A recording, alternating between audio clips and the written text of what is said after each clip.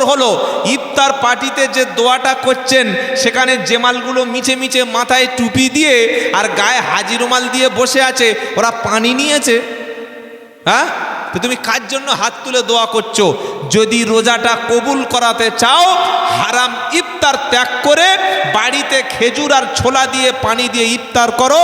হালাল ইফতার দ্বারা ইফতার করলে আল্লাহ রোজাটা কবুল করবে। সারাদিন রোজা করে সন্ধ্যা পার্টি অফিসের সামনে এমন করে বসে ইফতার করছে যেন 30টা রোজা সব করছে, অথচ হারাম করে পেটে পুরো সব ভরে আছে। ইফতার পার্টি করে, কোনোদিন সাহারি পার্টি করে? ওটা করা যাবে না, রাত জাগা যাবে না, সহজে করা যাবে। তাই মুসলমান সাবধান হও। তোমাকে ইফতারের পার্টির নাম দেখিয়ে, লোভ দেখিয়ে তোমাকে ধোঁকা দিয়ে বোকা বানানোর চেষ্টা করছে। ইফতার হচ্ছে একটা ইবাদত। ইফতার কি? জোরে বলেন। নবী বললেন, উম্মাত শোনো, তোমরা যতদিন দ্রুত তাড়াতাড়ি ইফতার করবে আল্লাহ তাআলা ততদিন এই উম্মাতকে কল্যাণের মধ্যে রাখবে। সুবহানাল্লাহ বলেন। কিছু কিছু মায়েদের ফতোয়া, বললে বাবা আজান হচ্ছে 6:42, এখনো ইফতারের সময় হয়নি। বললে কেন? বললে ক্যালেন্ডারে যেটা আছে টাইম আরো 2 মিনিট দেরি করতে হয়। এটা মেয়েরা বলে না? বলে না? এই যে এটা ফতোয়াতুন নিসা, মেয়েদের ফতোয়া, হাদিস কোরআনে পাবে না। আউট অফ ইসলাম, ইসলামের বাইরের ফতোয়া মেরে দিয়েছে। ইফতার 6:42, হারুনের মা ইফতার করছে 6:45। বললো হারুনের মা 3 মিনিট, হারুন আবার কেউ নেই তো? বলছে হারুনের মা 3 মিনিট দেরি করছো কেন? বললে না বাবা, সারাদিন শুকিয়েছি, আর 3 মিনিট শুকুতে পারবো না। কি সুন্দর করে বলছে, তুমি ছাগল একটা। আল্লাহর হুকুম যেটা সেটাই তোমার করতে হবে। আল্লাহ নির্দেশ দিয়েছে 6:42, তোমাকে 6:42 করতে হবে, 1 মিনিট পরে করতে পারবে না। ওলামারা বসে আছে, জিজ্ঞাসা করুন, কেউ যদি জেনে শুনে টাইম দেখে ইচ্ছা করে 1 মিনিট কেন, সামান্য মুহূর্ত যদি বিলম্ব করে, রোজাটাই নষ্ট হয়ে যাবে। যাবে কি যাবে না? রোজা নষ্ট হয়ে যাবে। ইসলামের উপরে কোনোদিন পাকামি করবেন না। কিছু করতে গেলে ওলামাদের কাছে জিজ্ঞাসা করবে। বাড়ির বুড়িরা বসে বসে ফতোয়া দিচ্ছে যে 2 মিনিট দেরি হলে ভালো, যদি আমার রোজাটা নষ্ট হয়। আরে দেরি হলে টাইম, যারা টাইম টেবিল তৈরি করেছে তারা তোমার মতো পাগল না, ছুঁচো না, তারা খ্যাপা না, তারা বড় বড় বিজ্ঞানী। তারা টাইম টেবিল ঠিক করে রেখেছে, যেটা চিরস্থায়ী টাইম টেবিল। 6:42 আজান, 6:42 খেজুর পানি নিয়ে মুখের কাছে ধরে থাকবে। যেই 6:42 সঙ্গে সঙ্গে মুখে তুলে দেবে বিসমিল্লাহ বলে, মনে থাকবে ইনশাআল্লাহ। আবার কিছু কিছু পাকা মুয়াজ্জিন আছে, কি করে জানেন? 6:42 হয়ে গেছে, এবার প্রথমে একটা খেজুর খেয়েছে, নাম নাম নাম নাম, বড় রকম সেই আজোয়া খেজুর খেয়েছে। খেয়ে ফেরে 1 গ্লাস রুয়াবজা শরবত কত কত কত করে খেয়ে নিয়েছে। খেতে খেতে তখন 6:44। এইবার দেখছে এরকম বড় একটা সেই চপ, বুঝলেন, হ্যাঁ, ভম্বলের বাপ চপ ভেজেছে, একদম মারাত্মক চপ। এই চপটা না খেয়ে আজান দেবো, ওটা খাই। আর ওদিকে সব লোক বসে আছে। বাড়ির মেয়েরা সব আজান শুনে খায় তো, কথা বলে না? বাড়ির মহিলারা ইফতার করে আজান শুনে নাকি ঘড়ি দেখে? আজান শুনে, ওদের তো টাইমের ঠিক নাই, আজান শুনলে ইফতার করে। সেই বড় চপ, রুয়াবজা শরবত আর আজোয়া খেজুর খেতে খেতে খেতে 42 ইফতার 46 হয়ে গেছে। লোক বলছে আজান, লোক বলছে এ মুয়াজ্জিন আজান দাও, 46 হয়ে গেছে। বলে আরে বাবা, সাথে আমার খেতে দিবি না, বুড়ো মানুষ মরবো গলা বেঁধে, দাঁড়া খাই। 47। এইবার উঠেছে, মাইক সোজা করে, যারা মাইক সোজা করে নিয়ে মাইকটা ঠুকছে, এবার গলা ঝাঁকড়াচ্ছে। যেগুলো খেয়েছিল ভিতরে ঢোকাতে হবে।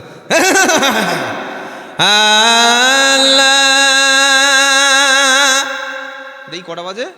47। রোজা হয়েছে? জোরে বলুন। 42-এ আজান, 47 পর্যন্ত মুয়াজ্জিন খেজুর, রুয়াবজা আর বড় বড় চপ খেয়ে এইবার গলার ভোল্টেজ দেখাচ্ছে। এই যে 5 মিনিট দেরি করলো, সময় নষ্ট করলো, বাড়ির মেয়েরা সব দেরি করে 5 মিনিট ইফতার করলো।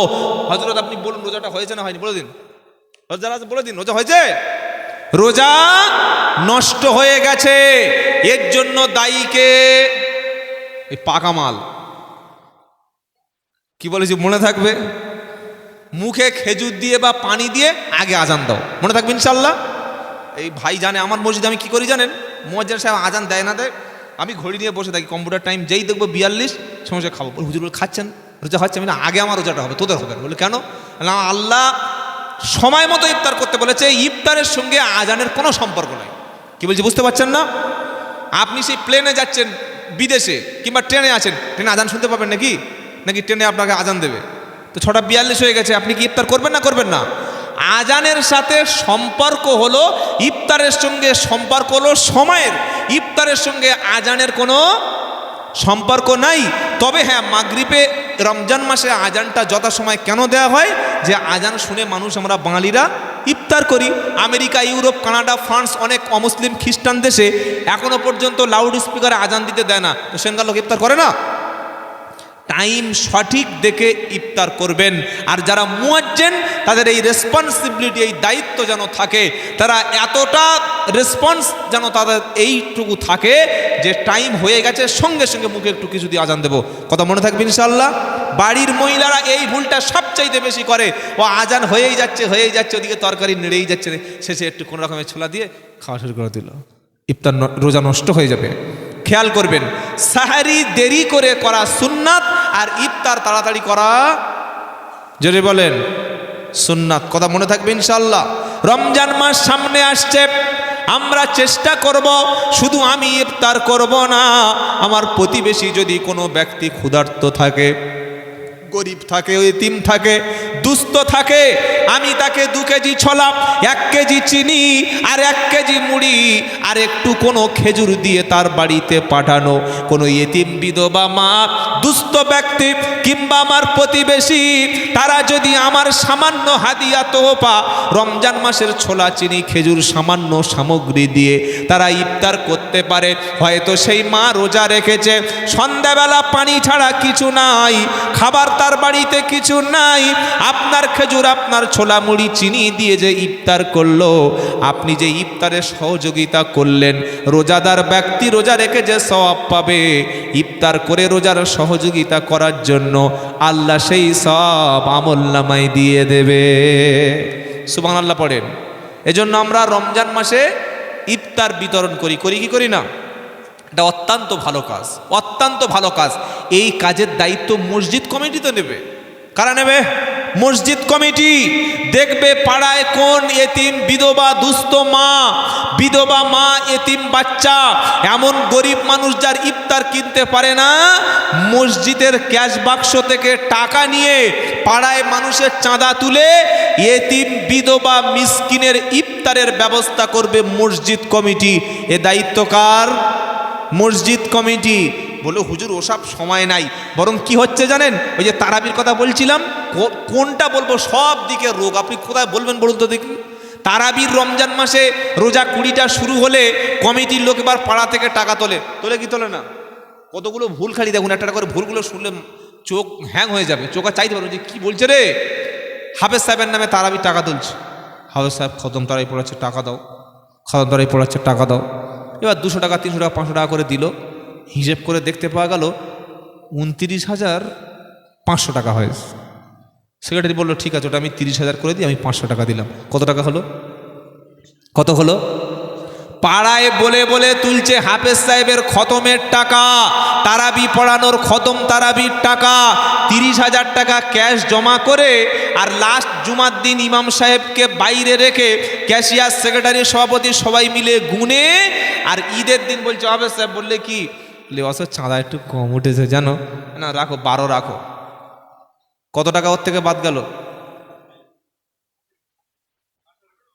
খাতা কলম আনবো নাকি ব্ল্যাকবোর্ডে অঙ্ক করাবো?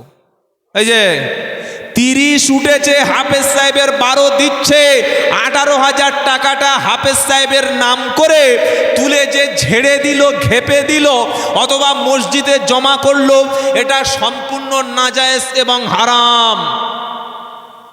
কি বললাম বুঝতে পারলেন না? মসজিদ কমিটি হয়ে বসে আছে, হিসাব নাই। আর আলেমদেরকে মসজিদ কমিটি কোনোদিন জায়গা দেয় না। সব ফাসিকের গোষ্ঠী সব মসজিদ কমিটি বসে আছে। সুদখোর, ঘুষখোর, পরের জমি, ওই জমি কি দেয় গো লোকের, হ্যাঁ বন্ধক দেয়, তাই তো? জমি বন্ধক দিয়ে মসজিদের কমিটি, ছি ছি ছি ছি ছি, তওবা তওবা।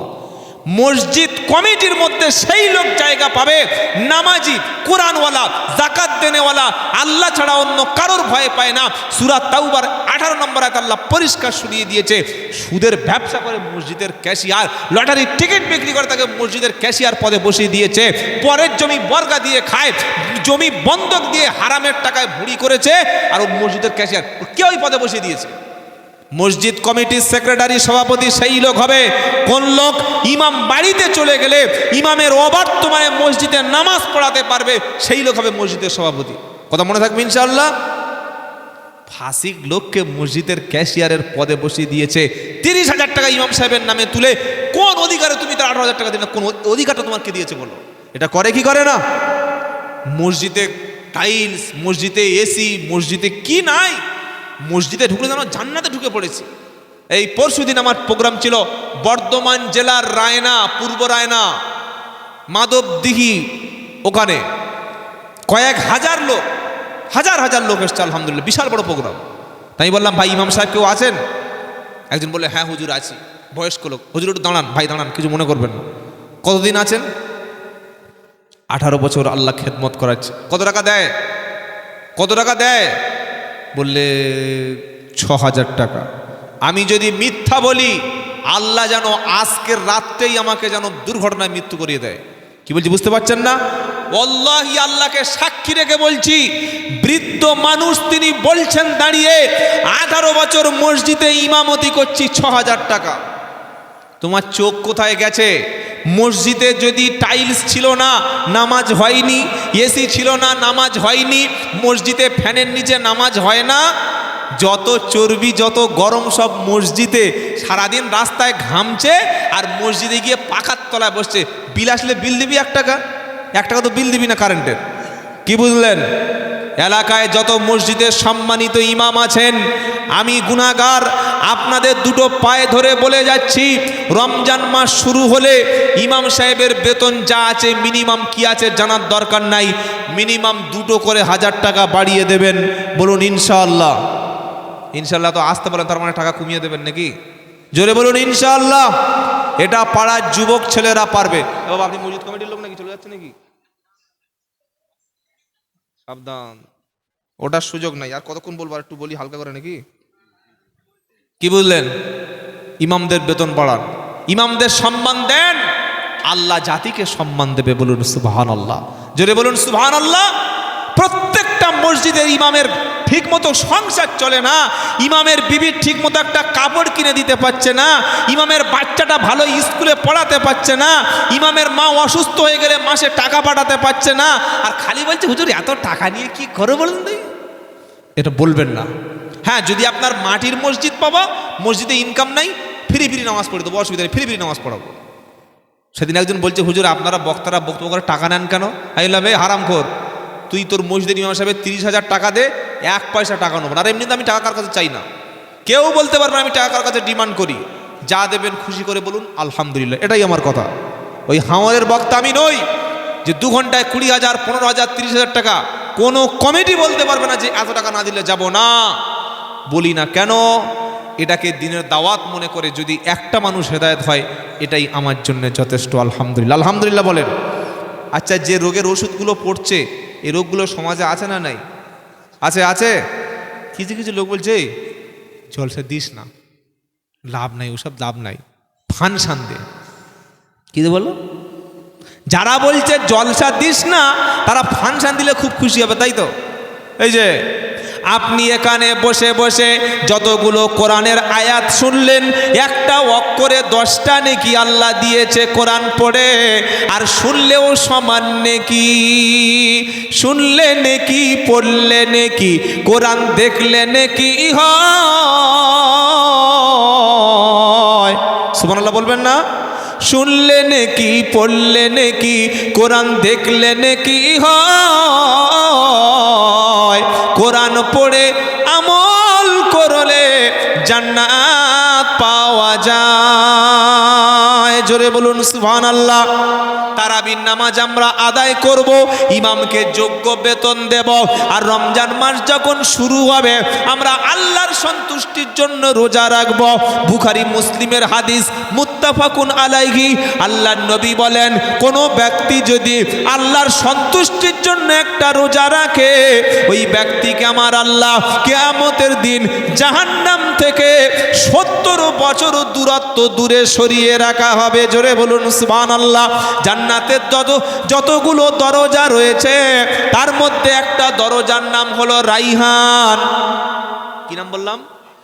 এই রাইহান নামক দরজা শুধুমাত্র স্পেশাল আল্লাহ রোজাদার বান্দারা রাইহান নামক রোজার দরজা দিয়ে জান্নাতে প্রবেশ করবে। তাই আল্লাহ পাকের কালাম শোনাচ্ছি, ইয়া আইয়ুহাল্লাযীনা আমানু কুতিবা আলাইকুমুস সিয়াম। হে বিশ্বাসী ইমানদারেরা, তোমাদের উপরে রমজানের রোজা ফরজ করে দিয়েছি। তোমাদের পূর্ববর্তী উম্মতের উপরে যেমন ফরজ ছিল, ঠিক তোমাদের উপর ফরজ করেছি, যাতে তোমরা মুত্তাকি হতে পারো। রোজা আসে বান্দাকে পরেজগার করার জন্য। জোরে বলুন সুবহানাল্লাহ। তারপরের আয়াতে 184 নম্বর আয়াতে আল্লাহ বলছেন, মা'দুদাত, রোজা নির্দিষ্ট কয়েকটা দিনের জন্য। চাঁদ দেখে রোজা রাখো, চাঁদ দেখে ঈদ করো। মনে থাকবে ইনশাআল্লাহ? মনে থাকবে? চাঁদ দেখে রোজা রাখো, চাঁদ দেখে ঈদের নামাজ পড়তে যাও।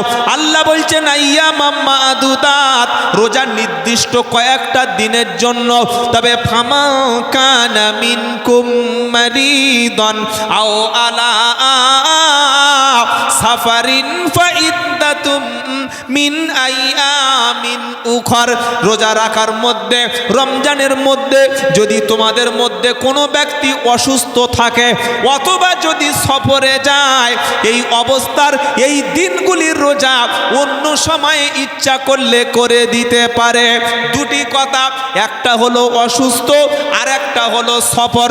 অসুস্থ মাজুর ব্যক্তির জন্য, এমন প্রচণ্ড অসুস্থ, বড় ডাক্তার দেখে বলে দিয়েছে রোজা রাখলে লোকটা মৃত্যুবরণ করতে পারে, অথবা রোজা রাখলে লোকটা কোনো কঠিন রোগে আক্রান্ত হবে, ওই ব্যক্তি রমজান মাসে রোজা রাখা থেকে বিরত থাকবে। যখন সুস্থ হবে রোজার বদলে রোজাগুলো করে দেবে। সুবহানাল্লাহ বললেন না? আয়াতটা শুনে সুবিধাবাদীরা সুবিধা করবে, বলে কেন হুজুর বলে গেছে রোজার সময় শরীর খারাপ হলে রোজা করা যায় না। এই খ্যাপা, তোর তো সামান্য পেটে গ্যাস, কি ভোরের বেলা গোশ দিয়ে ভাত খেয়ে আর সকাল 9টার সময় বউ বলছে কি হয়েছে গো, বুকটা কেরম হচ্ছে, তার মানে খাবে, রোজা রাখবে না, ছুতো, বুঝলে, অজুহাত খুঁজছে। বউ বলছে বুকে একটু তেল দিয়ে দেবো, বলছে না রে আমার কেরাম হচ্ছে, একটু ধরে শুইয়ে দিয়েছে, কিছু খাবে, কি আছে তে না রে, মুখে দই টই দিয়েছে, মিষ্টি দিয়েছে, মাল উঠে বসে আবার হাসছে ফিক ফিক করে। কি বুঝলেন? বলে রোজা রাখবে না, বলে কেন হুজুর বলে গেল যে অসুস্থর জন্য রোজা ছাড় আছে। তোমার মতো পাগলের জন্য রোজা ছাড় আছে? এত প্রচণ্ড অসুস্থ ক্যান্সার রুগী, কি রুগী? ক্যান্সার, অথবা 4.5টা সুগার, কোলেস্টেরল বেড়ে গেছে, কিংবা এমন কঠিন মারাত্মক ব্যাধি, নিজে পাকামি করলে হবে না।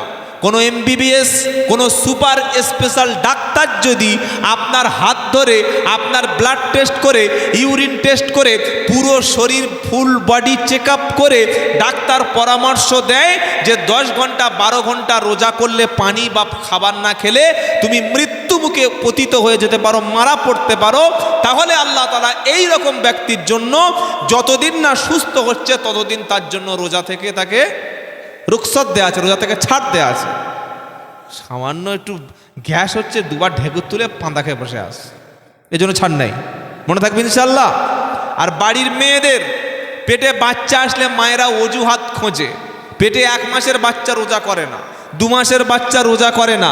মায়েদের জন্য পিরিয়ডের সময় ছাড়া আর যদি পেটে বাচ্চা আসে, একদম হতে যাবে, আসন্ন প্রসবা, নেক্সট উইক, সামনে সপ্তাহে বাচ্চা হবে, অথবা ভালো গাইনোকোলজিস্ট ডাক্তার তিনি পরীক্ষা করে বলেছেন যে তোমার পেটের বাচ্চার যে কন্ডিশন, যদি তুমি এই অবস্থায় রোজা রাখো তাহলে বাচ্চাটাও মারা যেতে পারে আর তোমার স্বাস্থ্যের জন্য ক্ষতিকর, ভালো পরেশগার ডাক্তার বা স্পেশাল গাইনোকোলজিস্ট ডাক্তার যদি বলে, সেই ক্ষেত্রে মহিলারা পেটের বাচ্চার হওয়ার একটু কয়েকদিন আগে সেই কয়েকটা দিন রোজা থেকে বিরত রাখতে পারে। কি বলছি বুঝতে পারলেন না? আর এখনকার মানে বললাম একটু ছুতো হলো রোজা রাখবে না। আল্লাহ বলছেন ফামান কানা মিনকুম মারিজান, তুমি যদি অসুস্থ থাকো, আওয়ালা সাফার, তুমি যদি মুসাফির হয়ে গেছো, সফরে গেছো, এই দিনগুলির পরিবর্তে অন্য দিন রোজা রাখবে। সুবহানাল্লাহ বলেন। তবে তোমাদের মধ্যে যদি কেউ এমন হয় রমজান মাসে অসুস্থ হয়েছিল, রোজার পরে আর সুস্থ হয় নাই, 41 দিন পরে মারা গেছে, এই যে রোজা রাখতে পারল না, তার পরিবর্তে ফিদিয়াতু তাআমু মিসকিন, একটা রোজার পরিবর্তে একটা করে মিসকিনকে খাবার দেবে। অনেক লোক আছে দেখবেন এত বৃদ্ধ হয়ে গেছে, এত বয়স হয়ে গেছে, আর রোজা রাখতে পারে না, আছে না নাই? তার দ্বারা সম্ভব নয়, গালে পানি দিচ্ছে, গড়িয়ে যাচ্ছে, তো সে তো খেয়ে বাঁচে না, রোজা রাখলে রোজা রাখতেই পারবে না। এই রকম ব্যক্তির জন্য ইসলাম কি বলছে? ফিদিয়াতুন তাআমু মিসকিন, একটা রোজার পরিবর্তে একটা মিসকিনের ফিদিয়া অর্থাৎ খাবার দিতে হবে। 30টা রোজার পরিবর্তে 30টা মিসকিনের বা একটা মিসকিনকে 30 দিনের খাবার দিলে আল্লাহ তাআলা তার জন্য মাফ করে দেবেন। জোরে বলুন সুবহানাল্লাহ। তবে সে যদি সুস্থ হয়, মরণের আগ পর্যন্ত যদি কোনোদিন সুস্থ হয়, রমজানের রোজা একটার পরিবর্তে একটা করে দেবে। সুবহানাল্লাহ বলেন। আল্লাহ পাক তাই বলছেন লাআল্লাকুম তাত্তাকুন, রোজা তোমাদের কাছে এসেছে যাতে মুত্তাকি, পরেজগার, খোদাভীরু হতে পারো। এটাই হলো রমজানের শিক্ষা। তাহলে আমরা রমজানের মধ্য থেকে কি শিক্ষা নিলাম? তারাবির নামাজ সহিভাবে ইমাম সাহেবের পিছনে আদায় করব, তাড়াহুড়া আমরা করব না, আর রমজান মাসে 5 ওয়াক্ত নামাজ জামাতে আদায় করব। বলুন ইনশাআল্লাহ। যারা সুস্থ মানুষ, সবল মানুষ, যারা অ্যাডাল্ট হয়ে গেছেন, যারা সাবালক হয়ে গেছেন, হোক ছেলে কিংবা আপনার মেয়ে, প্রত্যেক ছেলে মেয়ে সাবালক হয়ে যাওয়ার পরে কোনোভাবেই যেন রোজা কাজা না করে, কারণ এটা হলো ফরজ। এটা কি ইবাদত? জোরে বলেন, ফরজ ইবাদত। রোজা রাখবো ইনশাআল্লাহ, রোজা রাখবো ইনশাআল্লাহ। যারা এতদিন নামাজ কাজা করে এসেছি, আল্লাহর দিন থেকে, ইসলাম থেকে, কোরআন থেকে দূরে, আপনার গ্রামে দাওয়াত ও তাবলীগের পবিত্র মেহনতের সাথীরা যখন আসবে, কিংবা ওলামারা যখন মসজিদে কোরআনের তালিম করবে, প্রত্যেকটা মুসলমানকে কোরআন পড়া ফরজ, আর কোরআনটা ইমাম সাহেবের কাছে সহি করে শিখে নেওয়া ফরজ। তাই সময় বিলম্ব না করে আগামী থেকে কোরআন শিখবেন, 5 ওয়াক্ত নামাজ পড়বেন। সকলে ইনশাআল্লাহ বলেন দেখি, বলেন ইনশাআল্লাহ। বাচ্চাদের মক্তবে আপনারা পড়ান তো? পড়ান না? পড়ান না? মাসে ক পয়সা দিতে হয় বাবা? মাসে কত করে? কত পয়সা দেয় না? ও কমিটি দেয়। ওটা কমিটি দেবে কেন? কি অবস্থা! ছেলে কেজি স্কুলে যাবে, মা ঘুম থেকে উঠে পিঠে ব্যাগটা বেঁধে দিয়ে, গলায় টাই দিয়ে, বাচ্চার বুট পরিয়ে, নাচতে নাচতে বাচ্চা স্কুলে যাচ্ছে, আর মা দেখি ঠোঁটে লিপস্টিক পরছে। শালা এর সঙ্গে লিপস্টিকের সম্পর্ক কি রে? মাধ্যমিক পরীক্ষা দিতে যাচ্ছে মেয়ে, আর মেয়ের মা দেখি বিউটি পার্লারে মুখ ঠিক করতে যাচ্ছে। এই দেখেছেন না? দেখেন না? মিথ্যে কথা বলছি? সর্বনাশ! এ কি? বাচ্চা পরীক্ষা দিচ্ছে আর মা মেকআপ করছে। এই মায়ের পেটে কোন যন্ত্র তৈরি হয়েছে বুঝতে পারছেন? খালি বলছে ও যে জলসা দিয়ে কাজ হয় না, এই এর পাশে জলসা কাজ হবে? হজরতে ফতেমা রাদিয়াল্লাহু তাআলা আনহা জীবনে অনেক ঘটনা শুনেছেন, খালি একটা শিক্ষা নিন ফতেমার কাছ থেকে। রসুলের কলিজার টুকরা, জান্নাতের রমণীদের সর্দারিনী, তিনি এত বেশি ভালোবাসতেন স্বামীকে, কোনোদিন স্বামীর জীবনে কথা দিয়ে কষ্ট দিতেন না।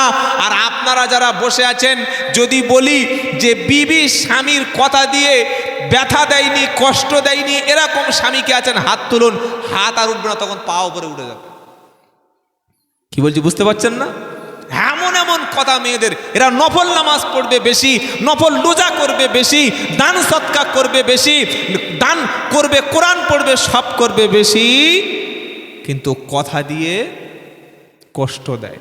নবীর জামানায় একজন মহিলা ছিলেন, ফরজ পড়তো, নফল পড়তো, সুন্নাত পড়তো, তাহাজ্জুদ কাজা করতো না, কিন্তু মহিলার কথাটা ছিল অত্যন্ত কর্কশ। স্বামীকে, শ্বশুরকে, আত্মীয় স্বজনকে, পাড়া প্রতিবেশীকে কথা দিয়ে যেন মনে হয় যেন ব্লেড দিয়ে, ছুরি দিয়ে চেঁচে দিচ্ছে, এত বেশি কষ্ট দিত। আমার নবী বললেন মহিলাটা জাহান্নামে যাবে। আহা, জবান দ্বারা কষ্ট দেওয়া মারাত্মক বড় গুনাহ। আরেকটা মহিলা ছিল, ফরজ পড়তো, ওয়াজিব সুন্নাত পড়তো, নফল বেশি ছিল না, কিন্তু মহিলাটার কথা ছিল মিষ্টি। শ্বশুরকে, শাশুড়িকে, ননদ নন্দাইকে, স্বামীকে কখনো বড় বড় কথা বলে কষ্ট দিত না। আমার নবী বলল মহিলাটা জান্নাতি। সুবহানাল্লাহ বলবেন না? সেজন্য যত মা এসেছেন শুনছেন, স্বামীকে জীবনে কোনোদিন কষ্ট দেবেন না। আমাদের কি বলে, তুমি মরো মরোগে না, আমার টাকাটা চাই, আমার সংসারের কাপড় চাই, বলে বলে বলে তো বলছে দেখ আমি এত খেটে খুটে, তুমি বিয়ে করেছো কেন? তুমি খাবে না, বিয়ে করেছো কেন? কি মিষ্টি কথা শুনেই স্বামীর 6 মাসের হাত কমে গেছে। এই কারণে স্বামীরা আগে মরে না, স্ত্রীরা আগে মরে? কারা মরে গো? কথা বলে না? কেন মরে? এমন এমন কথা বলবে, যেদিন একটু বাজার থেকে ভালো যা আনতে বলেছিল আনে নাই, কেউ উঠে সাপের মতো ফোঁস করে উঠেছে, সর্বনাশ। উঠে বলছে তোমার সাথে বিয়ে না করে যদি মুচির সঙ্গে বিয়ে করতো আমার জীবনে সুখ হতো। এরকম কথা আপনার বলেছে কোনোদিন? বলে নাই? যে তোমার সাথে বিয়ে করে জীবনে ভুল হয়েছে, এরকম কথা বলে নাই? আল্লাহর ওলিরা কারোর বলে নাই মনে হচ্ছে কোনোদিন। বেশিরভাগ মেয়েদের কথা, তুমি আমার কি দিয়েছো, তুমি আমার শান্তি দিতে পেরেছো, তুমি আমার সুখ দিতে পেরেছো, তোমার বাড়িতে আসা আমার ভুল হয়েছে। ঝগড়া এরকম কথা মেয়েদের মুখ থেকে বার হয় না? হয় না? জোরে বলুন। তাহলে এতক্ষণ আগে বললেন যে হয় না। বউয়ের কথা কি আর কেউ বলে? কি বুঝলেন? হ্যাঁ, লজ্জা লাগছে। কথার দ্বারায় যদি কেউ স্বামীকে কষ্ট দেয়, ফাতেমা রাদিয়াল্লাহু তাআলা আনহা সব সময় ডেকে বলতেন, স্বামী যদি তোমার চাইতে আগে মারা যাই আমি, তাহলে তুমি নিজে আমার গোসল দেবে, নিজে কাফনের কাপড়টা পরাবে, রাত্রেবেলা দাফন হবে, আর কবরে তুমি নিজে নেমে যাবে। লোক ডাকবে না, পাড়ার কোনো মানুষকে বলবে না, এমন গোপনভাবে দাফন করবে কেউ যেন বলতে না পারে নবীর বেটি ফাতেমা। আমরা তার চেহারাটা দুনিয়ায় না দেখলে কি হবে? খাটিয়ার মধ্য থেকে ফাতেমা এতটা চওড়া, এতটা স্বাস্থ্য ছিল। আমার চেহারাটা, আমার স্বাস্থ্যটা, আমার স্ট্রাকচারটা, আমার বডিটা পৃথিবীর কোনো পুরুষ জীবনে কেউ দেখে নাই আলী। আমার মরণের পরে আমার চেহারাটা, আমার দেহটা পৃথিবীর কোনো পুরুষকে তুমি দেখাবে না। জোরে বলো সুবহানাল্লাহ। গোপনে গোসল দিল হযরতে আলী, নিজে হাতে গোসল দিল, নিজে হাতে কাফন পরালো, আর নিজে হাতে কবরে শুইয়ে দিয়ে বলল, ফাতেমা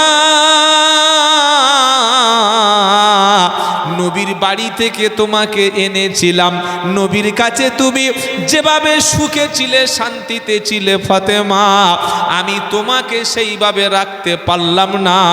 কিয়ামতের দিন বিশ্ব নবীর কাছে আমার বিরুদ্ধে যেন তুমি কোনো অভিযোগ করো না। জোরে বলো সুবহানাল্লাহ। আমরা পুরুষরা খালি সব জায়গায় বলি, সব পুরুষরা বলে হুজুর মেয়েদের নিয়ে নিয়ে ওয়াজ করো, মেয়েদেরকে স্বামীর খেদমত করতে বলো, মেয়েদেরকে কোরআন নবী বলল স্বামীর খেদমত করো, আর স্বামীদেরকে বলল তাস খেলে এসে বউ পেটাও, এরকম কথা তোমাকে বলেছে। নবী স্ত্রীকে নিয়ে ছাড়া কখনো বাইরে সফর করতেন না, আর তুমি তোমার বউকে নিয়ে কোনোদিন চিড়িয়াখানা পর্যন্ত ঘুরতে গেলে না। নবী যখন খাবার খেত বিবির মুখে লোকমা তুলে দিত, একা হাওরের মতো 1 কেজি মাংস খেত না। আর তুমি সকালবেলা উঠে 6টা মুরগির ডিম, যেন জাপানি জেনাটা চলছে, ছা ছা ছা, একাই 6টা খেয়ে নিয়েছে। আর একটা বাকি আছে, বউকে বলছে খাবি, বলছে না খাস না, খেলে তোর প্রেশার বেড়ে যাবে। এই সুন্নাত। আর বলছে দাড়ি রেখেছি সুন্নাত, টুপি পরেছি সুন্নাত। স্ত্রী আর স্বামী একই প্লেটে খায় যারা, আল্লাহর রহমত তাদের উপরে আছে। সুবহানাল্লাহ বলেন। খান তো আপনারা? হ্যাঁ ইনশাল্লাহ বলেন। খাবো ইনশাল্লাহ বলেন। নবীজি রান্না করলো, স্ত্রী আয়েশা মাংসর টুকরা আয়েশা সিদ্দিকা একটু মুখে কামড়ে দিয়ে রেখে দিয়েছে প্লেটে। আমরা হলে কি বলতাম, এই আউট কর, মাল সরা সরা সরা, তোর মুখের খাবার আমি খাবো, কি বুঝলেন? নবীজি সেই মাংসের টুকরো নিজে মুখে খেতে শুরু করেছে। আয়েশা সিদ্দিকা বললে, রাসূল সাল্লাল্লাহু আলাইহি সাল্লাম, আপনি বললে আমি প্লেট থেকে পাত্র থেকে আবার মাংসের টুকরো দিয়ে দিতাম, কেন ওই আপনারও আমার মুখের খাবারটা খেলেন? আমার নবী বললেন, আয়েশা এই জন্য করে খেলাম যাতে করে তোমার আমারও মোহাব্বতটা তৈরি হয়।